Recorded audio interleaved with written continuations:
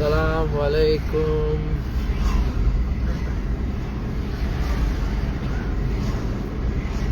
वाह, आप जब भी देखेंगे ये, आपको मैं इतना बता दूं, क्योंकि इतने सवाल पूछे गए थे तो मैं ज़रा वो सवाल कलेक्ट कर रहा था, इकट्ठे कर रहा था। बहरहाल अस्सलाम वालेकुम, कैसे हैं आप लोग सब। मुझसे बहुत सारे सवाल किए गए विधानसभा के ताल्लुक से, बहुत सारे सवाल किए गए आज की हालत हाजरा पे। तो मैंने कहा थोड़ी देर ही लेंगे, बट जितने सवालों के जवाब दे सकते हैं देंगे। तो मैंने ये सेव करके रखे हैं।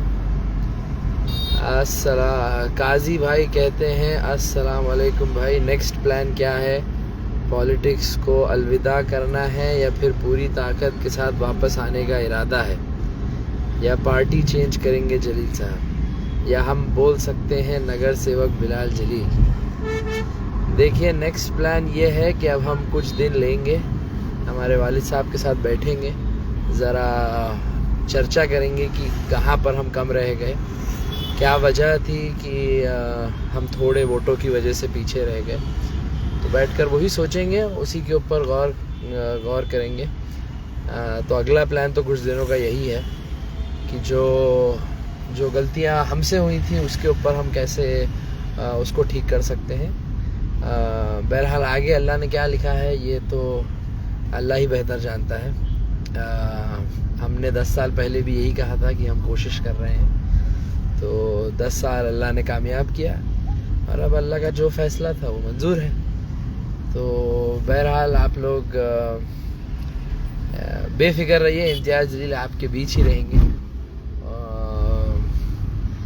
पिछले 10 सालों से उन्होंने जो नुमाइंदगी की है उनके लिए और शहर के लिए ये बेहतर ही है मेरे हिसाब से कि हमारे वालिद साहब लोगों के बीच में रहें। जिस तरीके से लोग काम करते हैं, ऐसा नहीं है कि आज वक्त ऐसा आ गया है कि लोगों को लगता है कि अतुल साहब जीत गए हैं तो कुछ बदल जाएगा। पिछले 10 साल से वही थे और हमारे एरिया में वो वैसे भी नहीं आते थे। तो हमारे वालिद साहब का मेरा उनको यही मशवरा होगा, पर बहरहाल उनके साथ बैठेंगे, उनसे बात करेंगे और देखेंगे इंशाल्लाह क्या है फ्यूचर में। ऐसा नहीं था कि हमारे बाप दादाओं से सियासत चलती आ रही है। हमारे दादा डॉक्टर थे, हमारे वालिद साहब पत्रकार थे, फिर जाकर उन्होंने ये कोशिश की थी। तो अल्हम्दुलिल्लाह 10 साल मौका मिला और आगे भी अब करते रहेंगे। अब देखना है, ओवैसी साहब के साथ बैठेंगे, उनसे बात करेंगे, क्योंकि हमारा जो पूरा पॉलिटिकल करियर है, हमारे वालिद साहब को पॉलिटिक्स में रास्ता दिखाने वाले और उनको गाइड करने वाले असदुद्दीन ओवैसी साहब हैं। तो जो ओवैसी साहब कहेंगे, जैसा वो कहेंगे, इंशाल्लाह उसी तरीके से हम आगे बढ़ेंगे। एंड तो ये था काजी साहब का सवाल। फिर शाहजेब भाई ने पूछा है, एक सवाल है मेरा डॉक्टर कादरी के ताल्लुक से, उनसे बात क्यों नहीं हुई? जैसे फैयाज़ अहमद साहब को वापस लिया गया, उनसे क्यों नहीं बात हुई? बहरहाल मैं बहुत छोटा हूँ इस ताल्लुक से। वो बहुत सीनियर थे पार्टी में, वर्किंग प्रेसिडेंट थे वो टाइम पे, और उनको मेरे से 10 गुना ज़्यादा बेहतर समझता है सियासत। पर मेरी जितनी समझ थी, मुझे जितना समझ में आया था इलेक्शन के ताल्लुक से, डॉक्टर साहब ने बहुत सारे फैसले वक्त से पहले ही ले लिए थे, जिसकी वजह से वो पार्टी छोड़कर दूसरी तरफ चले गए, कांग्रेस की तरफ चले गए, समाजवादी का टिकट ले आए, और बहुत सारी चीज़ें हैं जो अभी तक ओवैसी साहब ने खोली नहीं है, जो उन्होंने बताई नहीं है कि उनकी तरफ से क्या क्या ऐसा हुआ था, और हमारे वालिद साहब की भी फितरत में है नहीं। पर बहरहाल उन्होंने पूरा इलेक्शन एक ही मुद्दे पे लड़ा था कि मेरे साथ ऐसा हुआ, मेरे साथ वैसा हुआ। पर एक बार तफसीली में असदुद्दीन ओवैसी साहब जब बात करेंगे कभी, तो आपको भी हम बताएंगे कि क्या क्या हुआ था। तो हाँ, अब उन्होंने तो पूरा इलेक्शन मुझे भी गाली दिया था भाई, मेरे पीछे पड़ गए थे, पोटा पोटा बोल रहे थे। पर हमने तो सिर्फ एक ही कोशिश की थी, कि हम हमारे वालिद साहब के इलेक्शन को हम कितनी तेज़ी से आगे कवर कर सकते हैं, क्योंकि ये पूर्व मतदार संघ में हम पहली बार आमदार का इलेक्शन लड़ रहे थे और ये ओवैसी साहब का फैसला था और उनके फैसलों के ऊपर अमल करके हमने दिन रात एक की। जितने भी लोग पूर्व में रहते हैं उन्हें पता है कि मैं सबके पास आया था, सबके पेट में मुंडी डाला था, सबको सलाम किया था और सबको यही कहा था कि भाई अब दिल से दिल मिलना चाहिए। ऐसा मौका मत दीजिए कि या ऐसी बातें मत करिए तकरीरों में से जहाँ पर ऐसा हो कि हम अगर आमने सामने आए तो शर्मिंदगी हो। तो ये मैंने सबको कहा था, जितने भी लोग वापस मजलिस से जुड़े थे, जो शुरुआत में कहीं और थे, या बहुत सारे लोगों ने कहा था कि हमने यहाँ ज़बान दी है, ये किया है। मैंने सबको यही कहा था कि आपने ज़बान मजलिस को दी थी, तो मजलिस की ज़बान पे आप कायम रहिए और जो जमात का फैसला था, जो मजलिस का फैसला था, उस पर सब ने ही कहा था कि लब्बैक करेंगे। तो बहरहाल उसमें कोई दो राय नहीं है, सियासत है, चलता रहता है। तो डॉक्टर क़ादरी के ताल्लुक से तो मैं क्या ही बोलूँ, मुझसे बहुत बड़े हैं और तो अब उनको जो करना था वो कर चुके। अगला सवाल है, हम कहाँ कम गिरे और हमसे क्या गलती हुई? इंशाल्लाह आने वाले वक्त में हमें पूरी ताकत के साथ और हिम्मत के साथ लड़ना है। असलम भाई ये कह रहे हैं हम बहुत कम जगहों पे कम पड़े थे। मतलब एक तो ये जो बात चल रही है कि जितने वोट हमारे काटे गए थे, मुझे जो क्या कहते हैं, जो संविधान ने आपको हक दिया है इलेक्शन लड़ने का, अरे अरे अरे अरे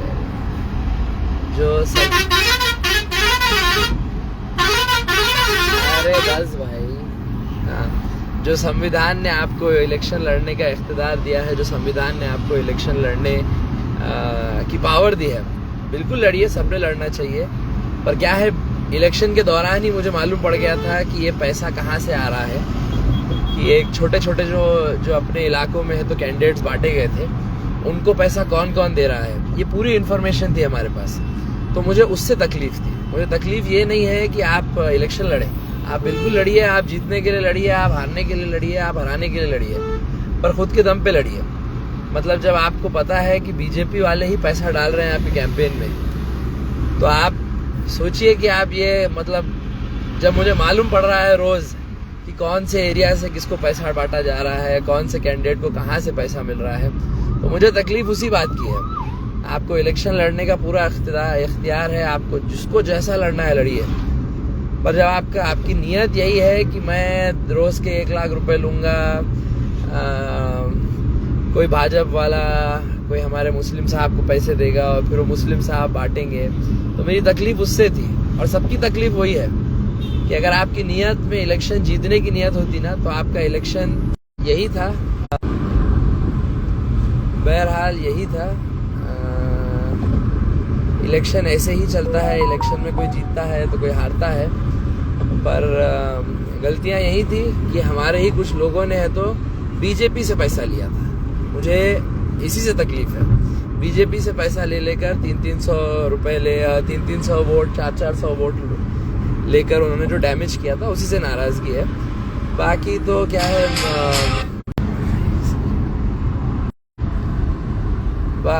क्या है, इलेक्शन चलते ही रहेंगे। और क्या था, दूसरी क्या गलती थी? गलतियां और कोई ज़्यादा थी नहीं।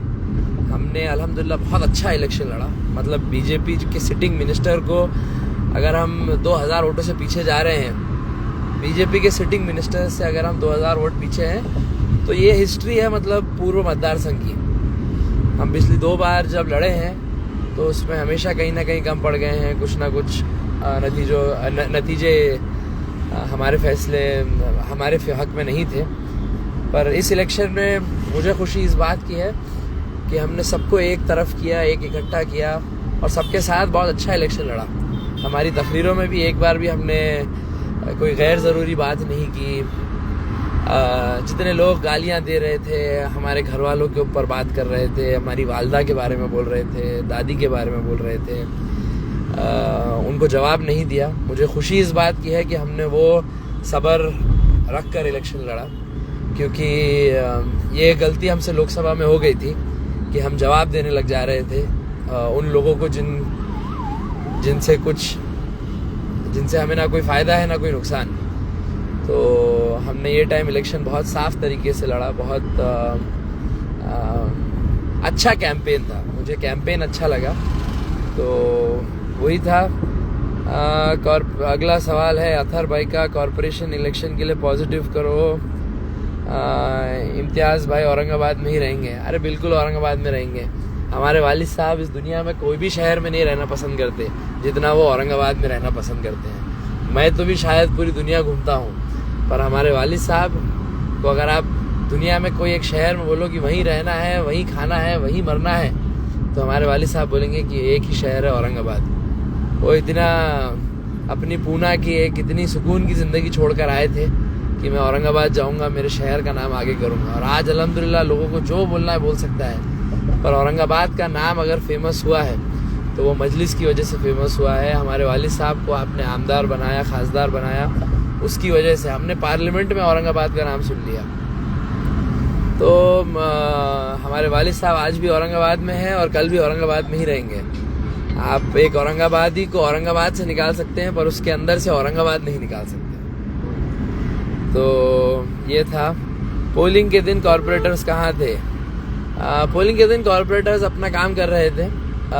बहुत आसान होता है इलेक्शन के दिन किसी को ब्लेम कर देना, पर सबने अपनी तरफ से अपने ताल्लुक से मेहनत की। हमारा परसेंटेज बहुत सारे एरियाज़ में कम हुआ और उसका जो एक्शन है वो पार्टी लेगी, अपने तौर पर लेगी। पर क्योंकि मैंने ये इलेक्शन बहुत करीबी से देखा है और बहुत ग्राउंड पर रहकर मैंने ये इलेक्शन देखा है, तो मुझे पता है कि हम कहाँ कम पड़े थे। मैं किसी का नाम नहीं लूँगा आज, पर वक्त आने पर हम इंशाल्लाह सही फैसले लेंगे, सही जगहों पर सही कैंडिडेट्स खड़े करेंगे। कुछ ही 1-2 ही महीनों में कॉरपोरेशन का इलेक्शन आ रहा है, तो इंशाल्लाह वही टाइम जो भी पार्टी फैसला करेगी हम फिर से उनके साथ जुड़ेंगे और मेयर की तैयारी करेंगे। सलमान सरकार भाई, मेरा सवाल ये है कि इम्तियाज़ जलील साहब ने अच्छा किया, अफसर खान को जवाब आए, छोड़ दीजिए उनको छोड़ दीजिए, उनको उनके हाल पे रहने दीजिए। क्या है वो, मेरा उनसे ना कोई पर्सनल कोई दुश्मनी है और ना ही मैंने कभी कोई उनके साथ ऐसी हरकत की है। बहरहाल लोकसभा के इलेक्शन तक भी मैं उनको सलाम किया करता था, पर वो छोड़ दीजिए उनको, मतलब उनकी बात ही करके फ़ायदा नहीं है। अस्सलाम वालेकुम भाई, हमारे एरिया में बहुत से ऐसे लोग हैं जो यहाँ नहीं रहते फिर भी उनके वोट्स कहीं और हैं। इंशाल्लाह ये कोशिश करेंगे पार्टी लेवल पर जो हमारा परसेंटेज था, जो हमारे बहुत सारे एरियाज़ में कुछ ऐसे वोटर्स थे जिन्होंने अपना टैली चेक नहीं किया था और उनके नाम उड़ गए थे, तो ये सब चीज़ें हैं जो इसके लिए हमें पहले से तैयारी करनी होगी। तो और वैसे ही करेंगे। भाई दिल के अंदर मायूसी है, वो ख़त्म नहीं हो रही, कलीम भाई कह रहे हैं, इसलिए हम उन गद्दारों को याद रखना है, सबक सिखाना है। इम्तियाज़ जलील साहब पहले भी हमारे सदर थे और हमेशा आगे रहेंगे। बहरहाल सबक सिखाने का काम अल्लाह का है, आप अल्लाह पे छोड़ दीजिए। कुछ लोग अपनी ज़िंदगी में ही अपना डाउनफॉल देख लेंगे कि उनकी हरकतों की वजह से वो कहाँ पहुँच रहे हैं। हमें खुशी इस बात की है कि आज भी 10 साल के बाद जब इम्तियाज़ जलील का नाम लिया जाता है तो बच्चों में खुशी, बड़ों में खुशी, माँ बहनों में खुशी और नौजवानों में जो खुशी का मंजर होता है हमारे वालिद साहब को देखकर, तो वो चीज़ आप ख़रीद नहीं सकते। वो चीज़ आप वो चीज़ कोई सीट नहीं देती। तो आज भी उनकी फॉलोइंग अल्हम्दुलिल्लाह सिर्फ औरंगाबाद तक नहीं है, औरंगाबाद से बाहर भी हो गई है। तो मुझे खुशी इस बात की होती है कि मैं कहीं अगर हिंदुस्तान में घूम रहा हूँ या कहीं जाता हूँ तो लोग मुझे रोक कर पूछते हैं आप इम्तियाज़ जलील के बेटे हैं ना, तो मैं उनको खुशी से बहुत फ़ख्र से कहता हूँ हाँ मैं औरंगाबाद वाले इम्तियाज़ जलील साहब का बेटा हूँ। तो क्या आपको हिंदू वोट्स मिले? बिल्कुल, काजी साहब पूछ रहे हैं कि आपको हिंदू वोट्स मिले। तो मुझे खुशी इस बात की थी कि ये पहला इलेक्शन है जहां पर हिंदू मुस्लिम ज़्यादा हुआ नहीं। हालांकि बीजेपी ने बहुत कोशिश की बीजेपी ने कि इसको हिंदू मुस्लिम किया जाए। अभी किसी ने लिखा कि 22,000 वोट मिले हैं इम्तियाज़ जलील साहब को गैर मुसलमानों के। तो ये हमारे लिए कहीं ना कहीं एक जीत है, ये आपको भी समझना ज़रूरी है। 10 साल पहले लोगों को लगता था कि मजलिस का मतलब यही है कि अब ये दंगे करेंगे या ये शहर में माहौल ख़राब करेंगे, पर आज अगर 22,000 नॉन मुस्लिम्स ने तो इम्तियाज़ जलील साहब को वोट दिया है तो मतलब उनको भी सलाम, शहर वालों को सलाम और शुक्र करना चाहिए। मैं तो बहुत खुश था जब ये टाइम पुंडलिक नगर में से इम्तियाज़ जलील साहब को वोट मिल रहे थे, तो मुझे खुशी इसी बात की है। क्या आप कॉरपोरेशन लड़ेंगे? नहीं भाई, मुझे मत लड़ाओ प्लीज़। हमने 10 साल देख लिया इलेक्शन की सियासत कैसी होती है, और हमारे वालिद साहब जो कर रहे हैं, हमारे वालिद साहब को सलाम कि उनके अंदर जो सब्र है, जो उनके अंदर वो ताकत है ना, जो आप लोगों को देखकर वो शायद मेरे अंदर नहीं है। बट बहरहाल अल्लाह आगे किसके लिए क्या रास्ता निकालेगा, क्या रास्ता बनाएगा वो देखेंगे। पर अभी तो मेरा कोई इरादा है नहीं। और जो लोग नहीं जानते हैं कि मैं बताना ज़रूरी समझता हूँ कि मैं एक बहुत अच्छी नौकरी करता हूँ और बहुत सुकून की नौकरी है, और इंशाल्लाह आने वाले वक्त में उसके ज़रिए से ही भी हम कौम के बहुत काम करेंगे। और हम मेरे शहर के लिए हम कुछ करना चाहते हैं। ज़रूरी ना हो कि हर आदमी इलेक्शन ही लड़े, नेता का बेटा ज़रूरी नहीं हो कि इलेक्शन ही लड़े। तो आगे देखते हैं क्या क्या अल्लाह ने किसके लिए क्या लिखा है। बहरहाल क्या है ये कमेंट्स कहाँ गए? अरे बाप रे बाप, उफ। बिलाल भाई आप खुद महानगर पालिका लड़ेंगे? अरे नहीं भाई। अस्सलाम वालेकुम भाई। नगर, अरे मुझे क्यों लड़ा रहे हो मेरे भाई? अरे हमारा भाई, हमारा दिल है, हमारी धड़कन। जज़ाकल्लाह। दीपिका मित्तल, अरे बेचारा दीपिका मित्तल आपकी पार्टनर है इलेक्शन में, वो कंपनी में। हमने 2019-20 में जब कोविड ख़त्म हो गया था, 2020-21 के टाइम पे, हमने 2019 में जब मैं नया कॉलेज पढ़ के आया था, तो मैंने डिसीजन लिया था कि मुझे इलेक्शन लड़ने का इतना वो नहीं था। मेरा ये था कि हमारे वालिद साहब इलेक्शन लड़ रहे हैं, वो बेहतर है। तो मैं और मेरा एक दोस्त है निखिल मित्तल, जो बेचारा 34 इयर्स का है और औरंगपुरे में उसकी मेडिकल शॉप की दुकान है, और हम दोनों ने मिल के सोचा कि यार एक प्रोडक्ट बनाते हैं। वो टाइम पर है तो कोविड में है तो पैरासीटामॉल की बहुत ज़रूरत थी, तो हमने सोचा कि कोविड में यार एक पैरासीटामॉल बनाते हैं और उसको एकदम कम से कम प्राइस के ऊपर उसको सप्लाई करते हैं, क्योंकि कोविड के टाइम पे दवाइयाँ नहीं मिल रही थी। तो हमने ये सोचा था कि वो टाइम पे हम ये करेंगे, तो हमने जल्दी से रजिस्टर करी कंपनी, पैरासीटामॉल बनाई, एक दवाई बनाई और उसका सेल भी किया। बट फिर समझ में आया कि ये धंधा मेरी लाइन का है नहीं, तो हमारी कंपनी आज भी रजिस्टर्ड है और हमारा काम चलता रहता है। बट ऐसा जिस तरीके से उसको बताया गया इलेक्शन में कि निखिल ने कोई मंदिर, बाबरी मस्जिद जब शहीद हुई थी तो उसके लिए फंडिंग किया था, वो बेचारा पैदा भी नहीं हुआ था। और उसका भी सियासत से दूर दूर तक कोई ताल्लुक नहीं है। वो बेचारे मारवाड़ी महासंघ का यूथ प्रेसिडेंट है और बहुत ही नेक और अच्छा आदमी है वो भी। आधे से ज़्यादा क्लाइंट उसके हमारे मुसलमान भाई हैं। तो अजीब मैं भी वो वीडियो देखकर हंस रहा था कि भाई बिलाल जलील के ताल्लुक आरएसएस से हैं। मैं कहा जा भाई काम धंधा है नहीं, किसी के पास बैठ के कुछ भी वीडियोस बना रहे हैं। मराठा समाज ने आपको वोट किए, क्या कहोगे? धन्यवाद कहूँगा मराठा समाज का, धन्यवाद कहूँगा जरंगे पाटिल साहब का। जरंगे पाटिल साहब ने अपनी ताकत बता दी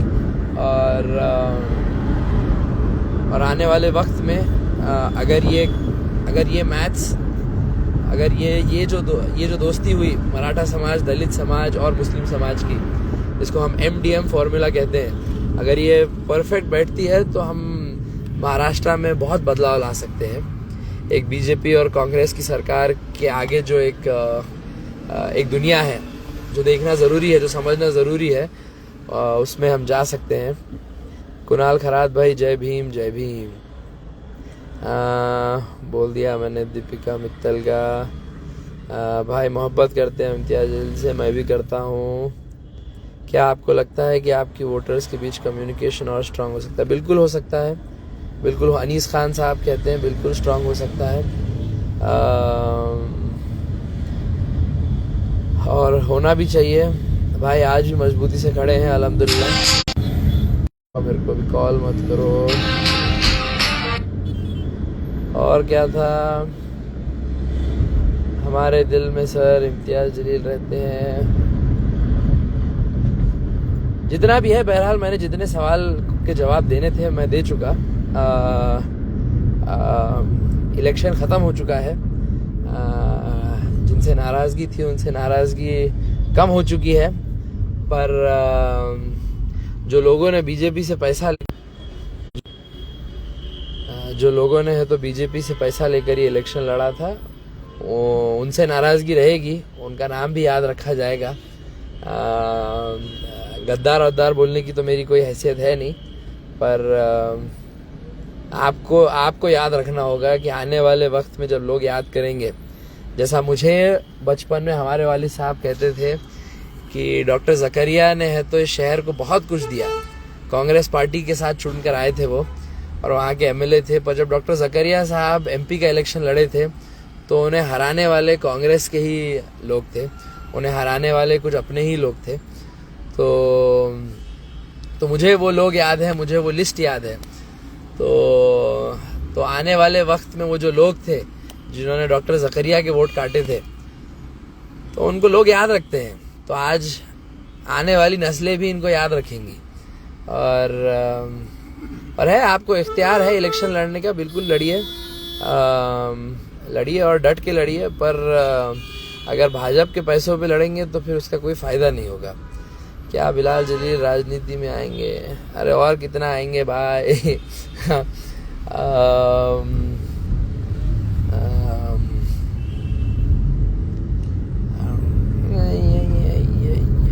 चलिए, बहरहाल बहुत अच्छा लगा आप लोगों से बात कर। मैं ज़्यादा लाइव आता नहीं हूँ।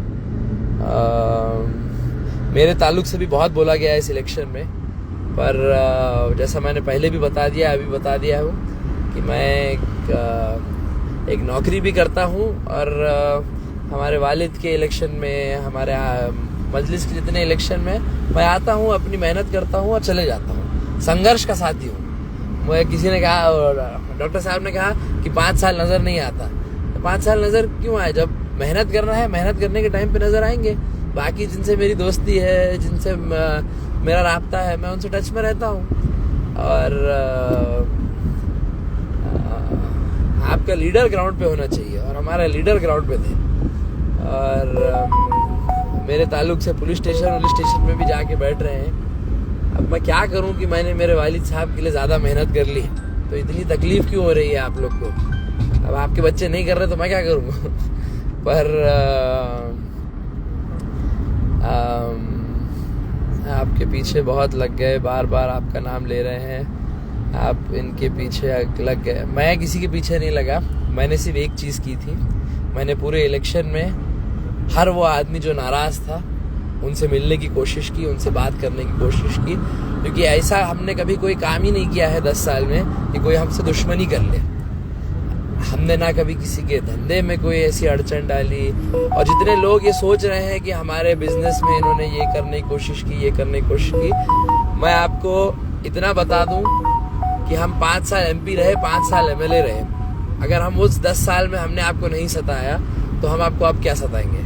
तो आप लोग ये भी समझ लीजिए कि हमने वो सियासत आज तक करी नहीं है कि जहाँ पर हमारी कुर्सी का गलत इस्तेमाल करें।